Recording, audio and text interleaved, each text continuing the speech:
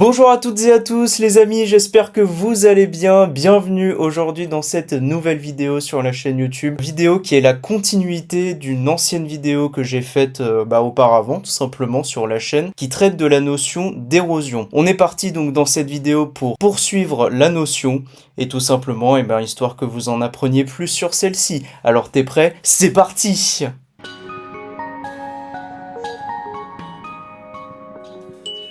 Après qu'on ait vu le cycle de Davis, ainsi que l'érosion gravitaire dans son ensemble avec notamment cette notion particulière de biorexistasie, on va toujours s'attarder à l'érosion gravitaire, mais à travers deux points de vue différents. Puisqu'on va tout d'abord s'intéresser à l'érosion gravitaire en domaine continental, et ensuite à l'érosion gravitaire, mais cette fois-ci en domaine marin. On va commencer tout d'abord, tu l'imagines bien, par le domaine continental de l'érosion gravitaire. Alors celle-ci correspond à plusieurs choses, dont plusieurs notions que nous allons voir ensemble. Tout d'abord, une première notion qui se nomme le fauchage et qui correspond à une déformation superficielle sous l'influence de la gravité de la tranche des couches qui affleure sur une pente, ce qui, pour l'observateur, entraîne une évaluation dite erronée de leur pendage en profondeur. Pendage significatif donc lié aux structures. Alors le fait de parler de cette notion, ça me permet également d'introduire la notion de pendage qui est très important en géologie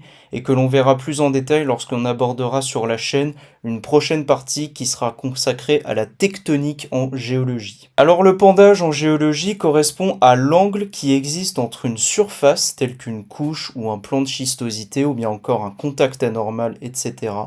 et en fait un plan horizontal. Et ce pendage inclut diverses sous-notions pour qu'il soit valide. On a tout d'abord ce qui s'appelle la mesure du pendage, en fait qui correspond au plongement de la ligne de plus grande pente de cette surface. Ensuite, le sens du pendage qui correspond à la direction de cette ligne de plus grande pente orientée vers le bas et qui est perpendiculaire à la direction de la surface. En fait, il s'agit de l'intersection de celle-ci par un plan dit horizontal.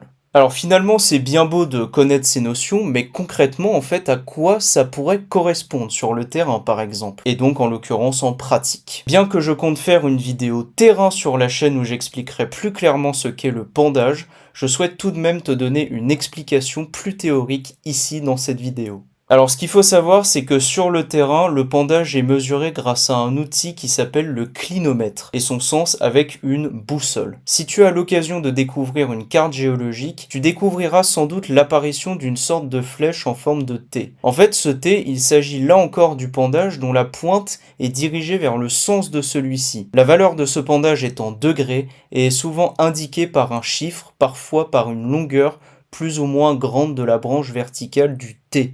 Alors franchement, je dois l'admettre, c'est compliqué dit comme ça en fait d'expliquer cette notion. T'inquiète pas, comme je l'ai dit précédemment, en fait je ferai une vidéo beaucoup plus pratique qui sera une vidéo de terrain tout simplement sur la chaîne qui reviendra sur cette notion finalement de pendage. On va rester pour le moment sur l'érosion gravitaire dans le cas du domaine dit continental. On a ensuite une deuxième notion que l'on appelle la chute et qui correspond en fait à la formation d'un éboulis rocheux et ce à partir d'un massif fissuré et diaclasé. Les éboulis en géologie en fait elles correspondent à une accumulation de fragments rocheux qui ont été déplacés par la gravité en donnant des nappes ou bien ce qui s'appelle également des talus. On peut distinguer en fait différents types d'éboulis comme par exemple les éboulis dits actuels et qui correspondent finalement à des éboulis vifs, c'est le cas notamment des Alpes, et des éboulis dits anciens qui sont en fait en général fixés et encroutés. À noter également que la neige et le ruissellement sont des facteurs qui favorisent un certain classement dans la granulométrie, les grains sédimentaires en fait si vous voulez des éboulis. Et c'est ce que l'on appelle en fait le granoclassement.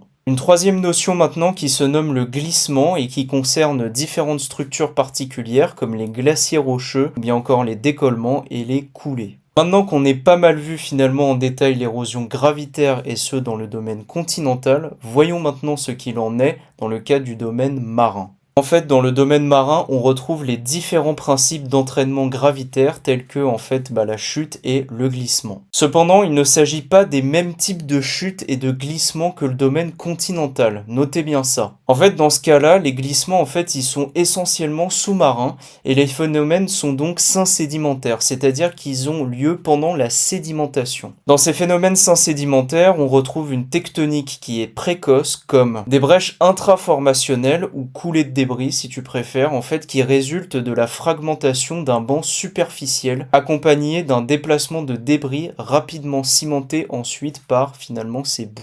Mais aussi des plans de faille, des olistostromes, ce qui correspond à une accumulation chaotique de terrain par suite de leur glissement par gravité. Et on appelle également olistolite un bloc inclus dans un olistostrome. Et cela correspond plus spécifiquement à un mass flow dont je reparlerai plus tard sur la chaîne quand on abordera notamment les environnements de dépôt sédimentaires. Il en va de même pour les slumps. Et c'est déjà la fin de cette vidéo et finalement de ces deux vidéos qui ont été relativement longues, c'est vrai, mais dans lesquelles tu as pu en apprendre vraiment davantage sur la géologie et notamment sur le principe qu'est l'érosion. Et maintenant, pour le bon fonctionnement de cette chaîne YouTube, je te le rappelle, tu sais ce qu'il te reste à faire, à liker la vidéo, à mettre un commentaire et surtout à t'abonner à la chaîne en activant la petite cloche des notifications pour recevoir les prochaines vidéos qui vont apparaître sur cette chaîne. Je te souhaite de passer la plus merveilleuse des journées qu'il soit et je te dis à la prochaine pour une nouvelle vidéo sur la chaîne. Salut!